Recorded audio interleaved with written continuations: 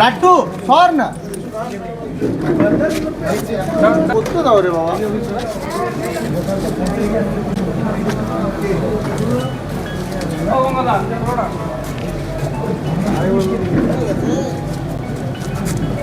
ঠিক আছে।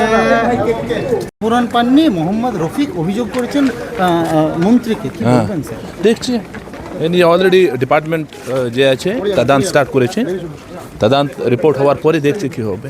স্যার কোথাও গিয়ে কি গাফিলতি? না না না, বেশি দেখছি এখন তো কিছু বলা যাবে না। Let the enquiry be completed, department নজরে আছে। ঠিক আছে, থ্যাংক ইউ।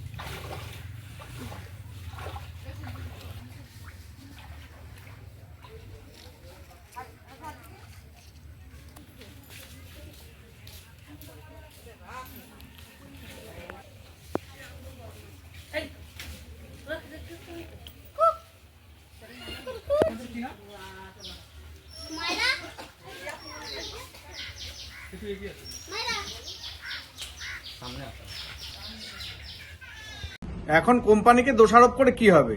পুরো যে ক্ষতিগ্রস্ত চাষিদের লিস্ট সেটা এগ্রিকালচার ডেভেলপমেন্ট অফিসার অর্থাৎ এডিও এবং ডিএম এর তত্ত্বাবধানে হয়েছে। তাদেরকেই দেখভাল করার দায়িত্ব দেওয়া হয়েছিল। তারা এলাকার তৃণমূল নেতা এবং তৃণমূলের যারা পঞ্চায়েত তাদের কাছ থেকে নাম তুলে নিয়ে সেই নাম পাঠিয়েছে।